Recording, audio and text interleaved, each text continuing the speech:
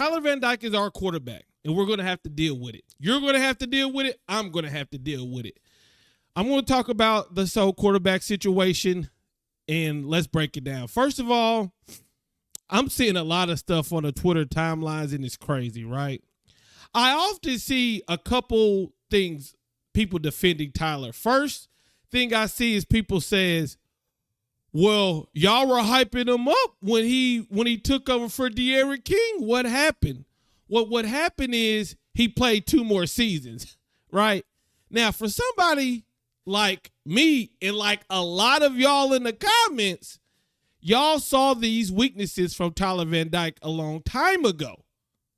But other people took the blame. First, it was he was a freshman thrown into the fire. Give him a break. You know, that's why he ended up throwing them interceptions. He didn't beat North Carolina, didn't beat Florida State. You know, he's young.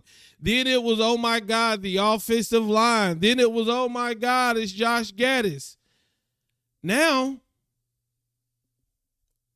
what now? What now? So people got to realize that when somebody has a take about somebody, the more information you get, the take evolves, you know, and it's simple to see that when Tyler goes up, and this is the second thing I see on the timelines and in the comments. Well, where was this? Why wasn't anybody saying anything about Tyler when he destroyed Texas A&M? What happened to that Texas A&M? Why can't our offensive coordinator call those plays? Well, it's because Texas A&M ran man-to-man coverage most of the time. Hell, most of the time it was no safety back there. They sold out to stop the run.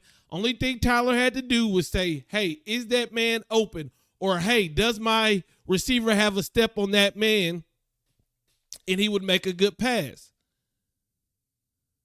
So, guys, if there's people out there, and I'm not talking about the people who are just destroying the kid, like calling him outside of his name and stuff like that. But if you look at the film, you see that Tyler Van Dyke has a problem. He has a problem going up against zone defenses.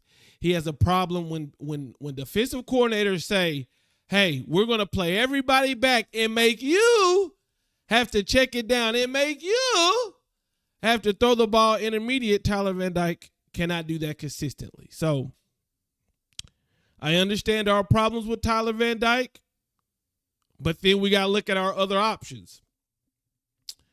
We got Emory Williams and we got Ja'Cory Brown.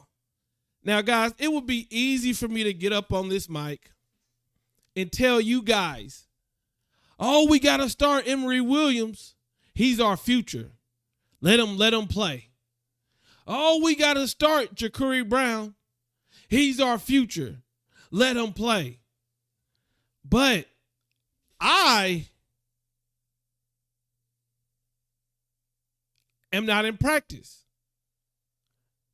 I do not know how these quarterbacks can handle this offense.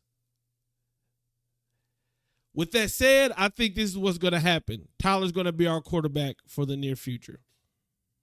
I think it would take something crazy to take Tyler out of the game. I feel like the coaches have lost confidence in Tyler, but then they say, what are our better options? We have Emory Williams, who against a Clemson team, he did what he needed to do to get the win. He wasn't spectacular. He wasn't horrible. He just did what he did to get the win. You have Ja'Cory Brown, who the man can get down with his legs. We saw, because of his mobility, the threat of his mobility, how he was able to get players one-on-one coverage against Georgia Tech, but we also saw him struggle against Clemson last year. And we haven't seen him since. I mean, you could say the spring game, but, I mean, Emory looked like a total different quarterback in the spring game. Like, this man looked like he was ready to whip it. He got out there against Clemson. The nerves hit him. His balls was fluttering. It wasn't perfect. So here's what's about to happen. Unless Tyler Van Dyke throws like 4 interceptions or he gets injured, then we are going to ride it out with Tyler Van Dyke. That is honestly what I believe is going to happen. And I hate to say it, guys. I hate to say it. I just think it's the right answer. I think when I look at Emory Williams and I look of what I know of Ja'Cory Brown, I just say go with Tyler, try to rely on the running game, tell Tyler to check it down, because I don't know if it's fair to tell Emory Williams or Ja'Cory Brown, go in here and save us. We're about to go through a stretch where we have to play Florida State and Louisville, NC State, who's a 5-3 team who lost very close games, very capable team. And we want one of our young quarterbacks to go in and save the day.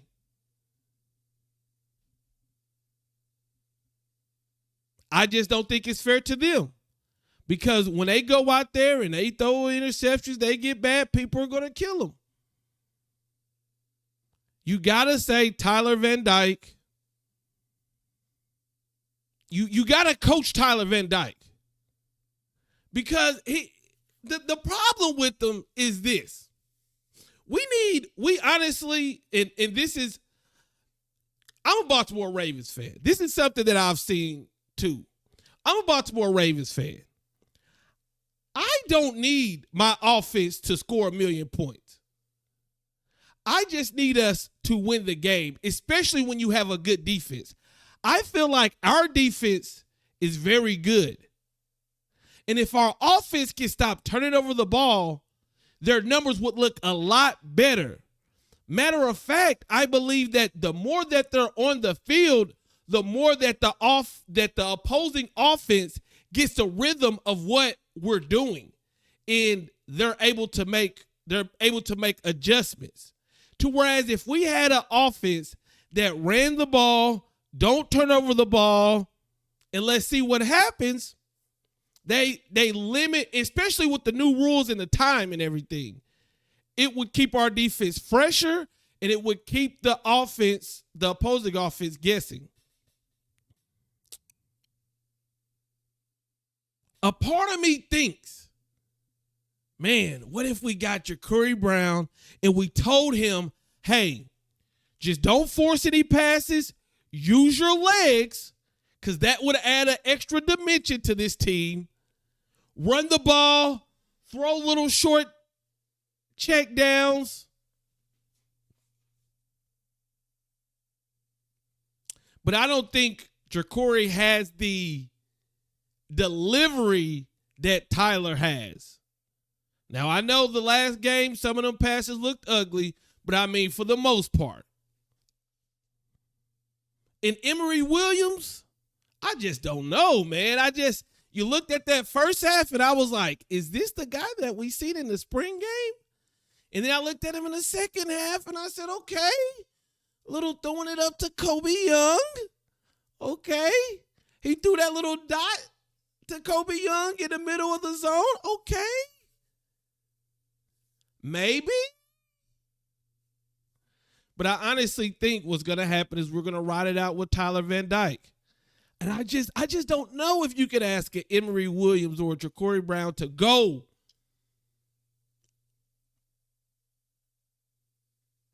into to Doak to play Louisville.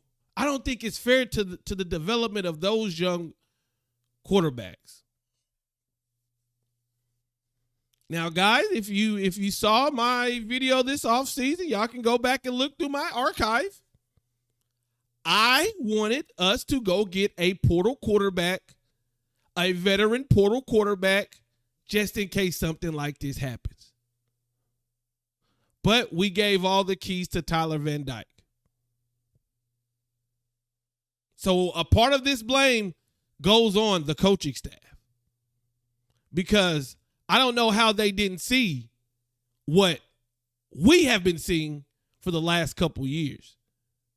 Even though we knew this offensive line wasn't the best, even though you can say what you want to about Josh Gaddis, we saw some of those games where Tyler had to throw against zone defenses, against two-man under, against safeties playing back, and he couldn't do it consistently.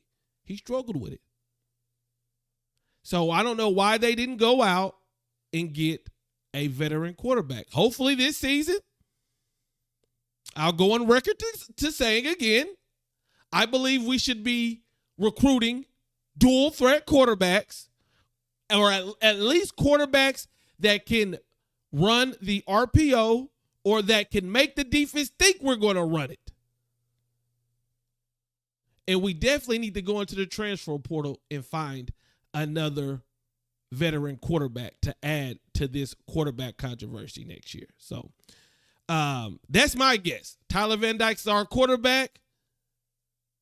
He's got to deal with it. Do I have confidence in him? On a scale of 1 to 10? Y'all have a good day.